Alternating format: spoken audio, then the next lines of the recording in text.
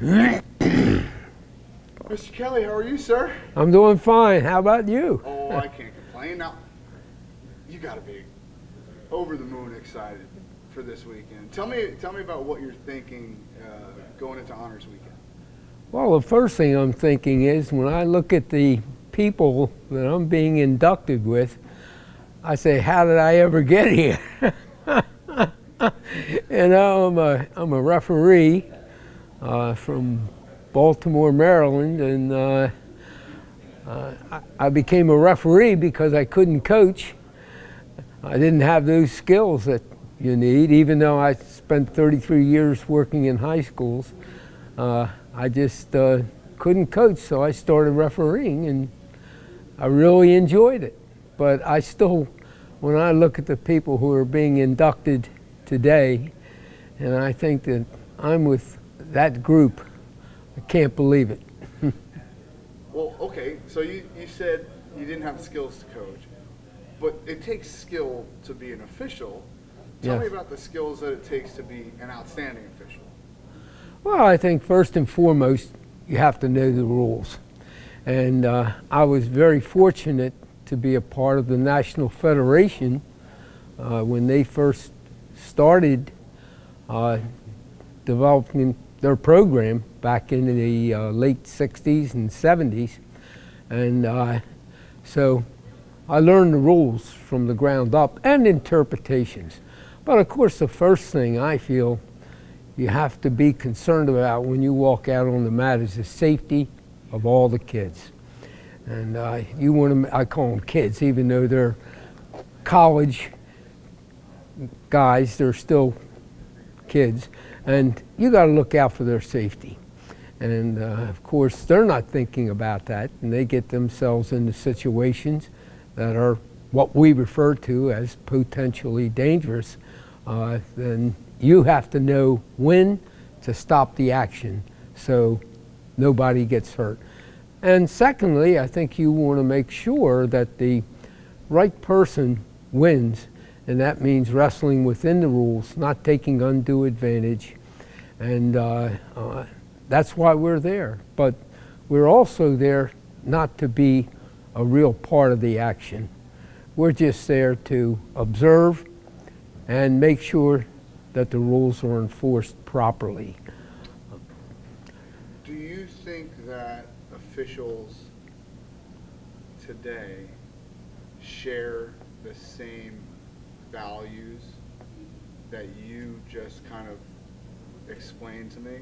Staying in the background, priority is safety of the athlete. Do you feel that the officials today do a good job of holding up those values?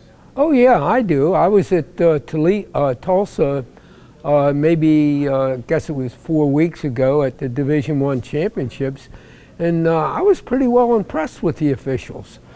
I think they're out there with that same concern for the safety of kids. They don't want to see kids get hurt, and even more so today, some of the styles of wrestling, what we refer to as spaghetti wrestling, guys get into those situations where their joints are twisted at different, sometimes it's self-imposed too. So the referee has to really be alert to just how far is that joint going to go without some kid getting hurt, but not wanting to take an advantage away from one kid or the other.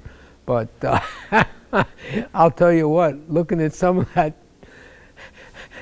those situations that developed today, I said, oh my goodness. It's different. It is different. It's different than it did years ago. Yes, sure. Yes, it does. Well, all right. So I kind of wanted to talk to you about that, but I was going to ease into it. Aside from the wrestling, like the physical act of wrestling, what has changed over the years that you've noticed in the last, let's say, 30, 40 years in wrestling? Well, what I see has changed is I think that they have made some rules that have improved the action. I like the new out of bounds rules. It encourages more wrestling. And the more you can do that, then I think the better it makes the sport. And I think that the out of bounds rule, the back rules, back points, I think that they have improved things. I think kids today are tremendous athletes. I look back on my days and I trained hard and I was ready to wrestle hard 7 minutes. But there's always somebody out there who wanted to play it cute and stall on you and get. And I think today, wrestlers are out there, most of them, to wrestle 7 minutes hard. And that's why you see so many outstanding matches. I mean, boy, I don't like to bring up individual matches, but that Ramos Lee match, that was incredible. That was so exciting. I mean, that's what brings people out. They want to see that kind of action. I'm not saying they wanted to see Spencer lose, No. but they wanted to see That was a great match. Oh, just a great match. And of course, just tremendous wrestling. In 1987, I refereed the National Dual Meet Championship match between Penn State and Oklahoma State. John Smith was a senior that year. And that match was so intense and the wrestling was so good. It ended in a 17-17 tie. And Rick Lorenzo and Jose, who was the coach at that time at State here, we went down the criteria. And they hit about the 5th criterion. Rick Lorenzo looked over at Jose, and I'll never forget it because I had the rule book out there. And they said, how about we be co-champions? I thought, oh, thank goodness. Because they deserve to be. But that's the kind of people you have in wrestling. They want fairness. They want the right people to win. And even if their kid loses, let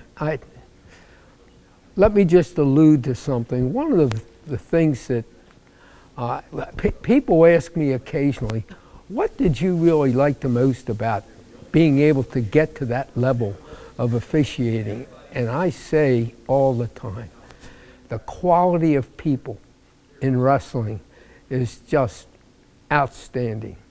They're fair, they're hardworking, they want to instill the right qualities in their kids so that when they leave their programs, they're going to be good citizens.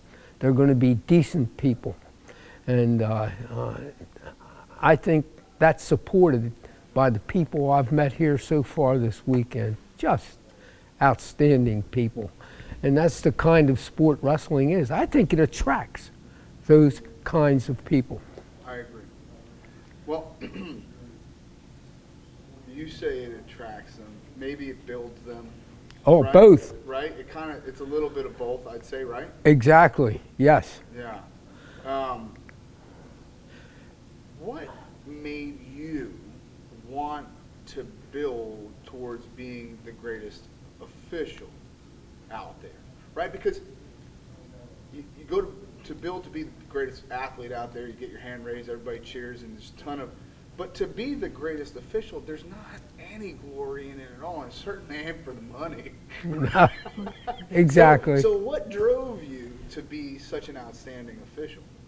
Well, the first thing is, I don't think you set that out as a goal to be the greatest official. I think it's if I was ever fortunate enough to reach that point, I think it's an evolutionary process. As I mentioned before, I started out officiating because I couldn't coach.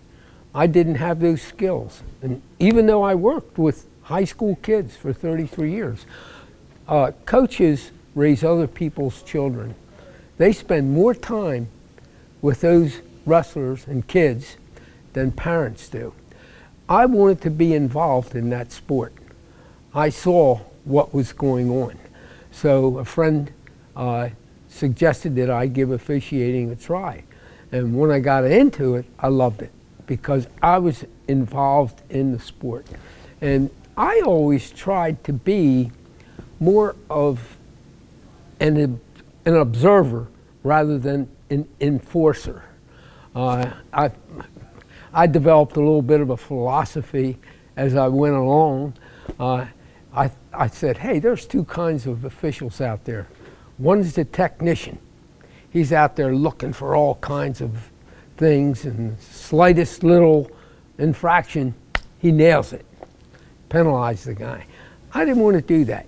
I thought that the other type of official, which I refer to as a floater, he's out there, he's looking out for the safety of kids, he wants to make sure that nobody takes advantage of the rules, but if there's something that occurs that doesn't really determine the outcome of that match, but it allows the wrestling to continue, then I felt, let it go.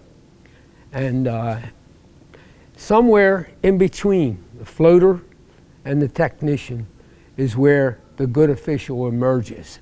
And I tried to focus on those things. And I think that's where the evolutionary process comes in. As you focus on those things, coaches, I hope, would say, hey, that guy's a fair guy. He's not looking for anybody to get an advantage. He just wants these kids to go out there and show their stuff. Down the middle. Exactly. And that's the way I felt. And I think that that came through. And I had some people from the Atlantic Coast Conference. I was invited to do some matches, and they liked what I did, and I was invited back to do more. And now you're sitting in the Hall of Fame. yeah, yeah. Completely just thrilled to be here, but wondering how in the heck did I ever get here?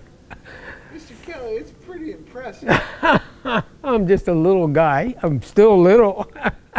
And that's how I got into wrestling. I grew up in Baltimore City. I grew up on the playgrounds, and I got the living crap kicked out of me trying to play football and basketball. So one of my friend's fathers said, hey, Ed, why don't you come down to the YMCA? We've got a wrestling class. You may like it. I was in the 7th grade, and I fell in love with wrestling. I didn't need anybody to take me in a car. I lived in the city. I could almost walk to the Central YMCA. They had a long tradition of wrestling.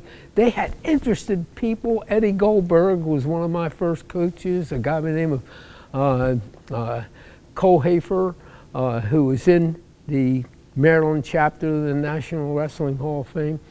They were just wonderful people, and I fell in love with it. I can compete with people my own size, man. I don't have those big guys throwing me on my butt when they're running for a touchdown. That's great. This is outstanding. All right. Now you still watch wrestling, right? Like, so you were in Tulsa for NCAAs. Oh, I'm You still watch wrestling. Oh yeah. When you're in a group of people, did you go there with a bunch of friends? Oh yeah. Yeah. Yes. So when you're in a group of people and you see an official make a less than favorable call, do you jump on them, or do you kind of mitigate some of the guff that they're giving them with your friends? Well, first of all, you have to understand nobody's totally impartial. Right. Now, I'm impartial, and I try to make my friends feel impartial. I say, hey, look, that was a judgment call, especially at big tournaments. You've got the top 20 officials in the country at the Division I championships, and they're not going to blow a call on rules. It's judgment. And that's why I never got upset at coaches hollering out. I can recall Ed Peary. I knew Ed Peary real well. He was at Annapolis, and he and I became friends. And I refereed quite a few matches, Navy, Maryland, and he used to have a couple of really nice tournaments, invitational tournaments at the academy. and I work those. And Ed used to say, and Ed had this voice that really was piercing. And if he hollered at you for making a call, you heard it. And we talked one time, and he said, Ed, I want to tell you something. We have got to support our kids. If we don't support our kids, they're not going to think we care. So when we holler at an official, we're showing our kids we're supporting them. And you guys, we really appreciate it when you don't get upset at us and overreact and tell us to sit down and keep quiet and get personal. Right, good point. And I think there's a little bit of psychology that you have to use there. And when these people would, you referred to before, who would get all over an official, it's because they're not impartial. They're being partial toward the wrestler, and they're not considering that there are a lot of judgment calls you have to make that are within the rules. And sometimes that's why coaches holler out, because they want their share of the judgment calls. And they're looking out for their kids. Okay, I'm running out of time. The single best match you ever officiated? The single best match I ever officiated. You mean between two wrestlers? Yeah, not dual meet, a match, if you can remember one. Yeah, I had a lot of really good matches to try to come up with one.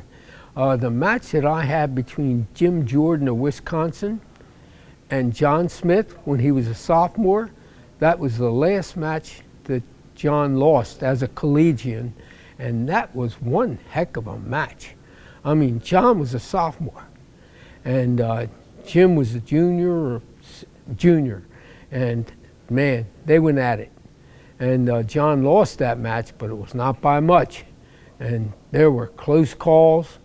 Those guys were out there to really wrestle. And that was in the Myriad in Oklahoma City in 1985. But I recall that match. Did you know in '85 that John was going to be as special as he was? Oh, I knew he was a good wrestler. And of course, Leroy, he and Randy Lewis had some real battles. So I knew that John was following Leroy, and that's a wrestling family. You could see that right from the beginning. And you knew everyone in that family was going to be truly outstanding. And look at what the results speak for themselves. Yeah, okay, let's, there's one, okay, I got one more for you. Uh-oh. If there was one rule in college wrestling that you would get rid of right now, right? Because you said you like the out of bounds rule, right? You like the 4-point near fall. If there's one that you'd get rid of tomorrow, what would it be? Huh. One rule that you would get rid of. They have really refined things so much. One that I would add, but they have really refined it to where it may not even add to it. But before, I thought that on the mat, if a kid on top is just laying there, the international rule, bring them up on their feet. I thought that would increase wrestling. So stalling on top, or, you know, sometimes it's very difficult to determine who's stalling. Is this guy laying on his gut? Is this guy just riding parallel? Okay, tweet, bring them up. Make them wrestle on their feet. I can call stalling in a neutral position with no trouble at all. But when you have kids laying on the mat, who's stalling? Yeah, that's interesting. I never really thought about it that way. How much more difficult it is to call stalling when they're down. Right. Huh. But on their feet, you know. Oh, I can nail it every time. Right. Maybe I'm being a little... No, that makes sense, though. Like, everyone can kind of see it. Yes. The guy that's moving backwards, the guy that's stalling. Right. All right. Or even tying the other guy up. Right. And not progressing with that move. Right. underhooks, overhooks, and you just hang there, you know, Just hang. I can feel it. Right. As a former wrestler, I can feel when somebody's stalling on me. That's fair. All right. I do coach kids, right? And so, especially in freestyle, for whatever reason, I get into conversations with them. The letter of the rule or the spirit of the rule becomes a very different thing. Good point. Okay? The aggressor is going to be rewarded in most situations. Yes.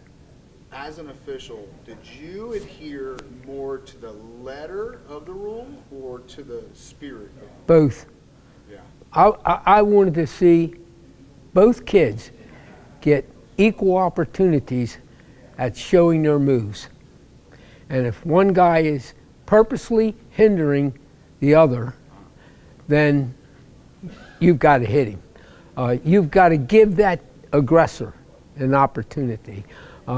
Here once again, we're getting back into our philosophy of the sport. But I don't feel as though you can be defensive in our sport. Number one, you have a time limit. Number two, you have a space limit. So, and you have those 7 minutes. I'm not going to let you hang in there for 30 seconds and do nothing. But you know, there's some very fine dividing lines. There's a lot of what we refer to as hand fighting. That's wrestling. Yeah. You're setting a guy up. Sure. And you can't hit a kid or either kid for stalling when they're hand fighting. And here, once again, it comes down to what you feel. I can feel that kid's getting ready to set up. I can feel this kid's backing off to avoid. You got to feel that and focus. Man, when I refereed, if I refereed a good match, it took me a couple days to recover. Exhausted. Psychologically, emotionally, Yeah. physically, if you're doing the right job. That's great. Thank you. Congratulations. Well, thank you very much.